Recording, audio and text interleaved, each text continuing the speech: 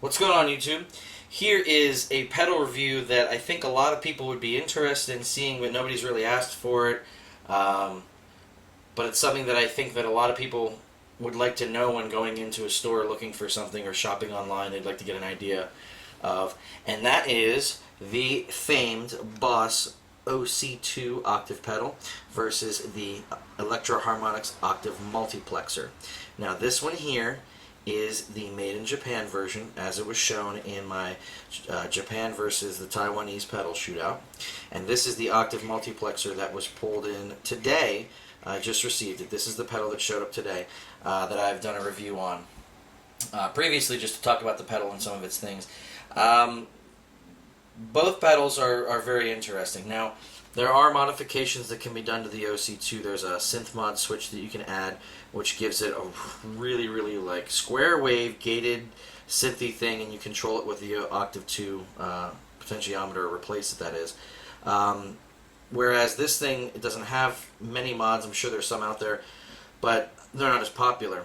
One thing that the Octave Multiplexer has over the OC2 is it's got the single in with the two outs, and you can use it as a splitter of sorts, whereas the OC2 only has the one input and the one output.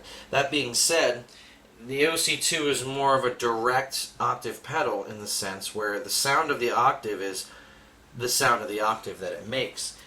You control your dry signal here, your octave 1 signal here, and your octave 2 signal here. So you can blend up to 3 different octaves to make some cool sounds. Now, to me, as a bass player, this knob is useless. I don't use the octave 2 down because it just takes too much. You play so high on the neck, and then you're going to play that 3 octave range. It kind of treads into guitar territory a little bit. But guitar players love it because they can add a little bit and make their guitar tone a little deeper. That being said, this one, while it doesn't have the control over things, it has a blend knob. So the blend knob does what these two would do together. So with the blend knob all the way down, or all the way up, it's this all the way up and this all the way down. With this in the center, it's like both of these are all the way up, or we'll call them halfway. And with this all the way down, it's like you turn the octave 1 up, and or the dry up, and the octave 1 and octave 2 all the way down. So it gives you a little bit of flexibility when it comes to the OC2, but because this one does the blend, you effectively get everything this thing can do, and the extra filter controls, and a sub switch. So this is a more featured octave pedal, but does it sound better is the question. Okay, so for this test, what I've decided to do is I'm going to leave the blend in the center for the Octave Multiplexer, okay? And what we're going to do is we're going to start with 3 settings on the Octave Multiplexer, because the filter sections have a lot of different things going on for them. So the first thing we're going to do is we're going to do high filter down, low, bass filter down, sub switch off. Okay? Clean tone.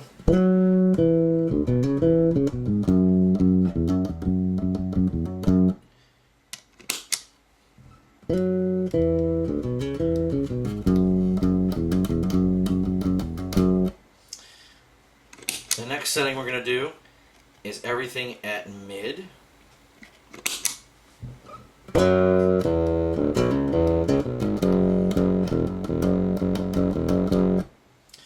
And last but not least, we're going to turn everything up, except for blend.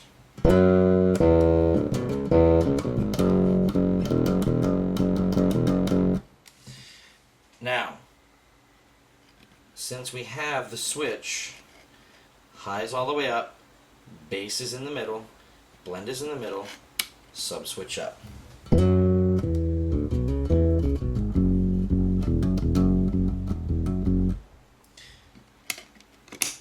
With the sub switch on, you get a very deep, robust, distinct octave down sound. It is the cleanest that I've ever played when it comes to just creating the octave down note and being very powerful. So let's take a look at what the OC2 does and mess around with some of its settings. Okay, so on the OC2 side of things, we have really only a few settings we can go through. So the first one we're going to do is the dry signal up and the octave signal 1 up. And we're going to give you the same riff.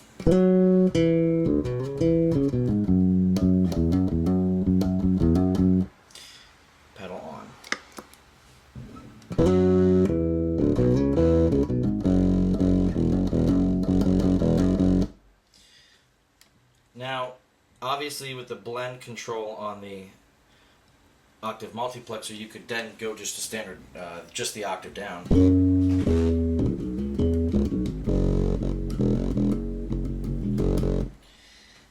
You know, you can do those things.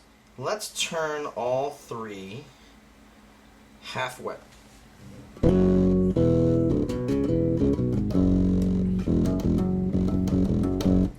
To me, the octave 2 doesn't go down, or doesn't do a good job on bass anyway. Can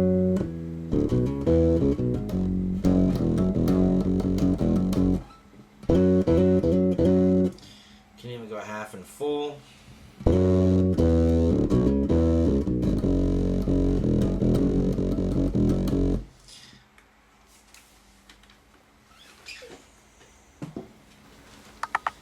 So we've heard both pedals, and there's really no clear-cut winner. They both do something interesting for themselves. They both have characteristics that make them something important in the recording industry land. The Octave OC2 from Boss has been a staple in guitar players and bass players' rigs for years, but the Octave Multiplexer has been around just as long, and maybe didn't get some of the fame that the OC2 did. Who knows, maybe somebody used one at one point in time and that was just the end-all be-all, a have-to-have kind of thing. What they do well, and again, they're all one-trick ponies. The Octave Multiplexer is more, has an innate ability to be more pedals than just one. You can make a dirty, less deep octave. You can get that sub switch on and make it just shake the PA system off of its hinges. You can do all of those things with the Octave Multiplexer, and it does it really, really, really well. And having the blend knob helps too, plus having the extra output. If you wanted to bi-amp your setup, if you have 2 amps, you could use the Octave Multiplexer as the first pedal in your chain and run the dry out directly to the first amp and run the effect into the rest of your board, and then run that to your second amp, and now you've got a true bi-amp setup where one stays clean at all times. That being said, even though the OC2 has less options, meaning it doesn't have a sub switch, it's not really a blend, you control the blend using the 3 knobs, there's no filters and there's no gimmicks, it just does what it does all the time. And it does the synthy octave side very well. So if you're looking for a synthy square wave-ish type octave pedal to give you exactly what it is you think you need out of that genre bashing sound, then the OC2 is the choice. If you're looking for something that can be a little bit more clean but can also be a little bit more dirty, then the Octave Multiplexer is definitely the way to go. If you can find both of these pedals for $50 a piece, I would spend the $100 and get both, because they both do different things.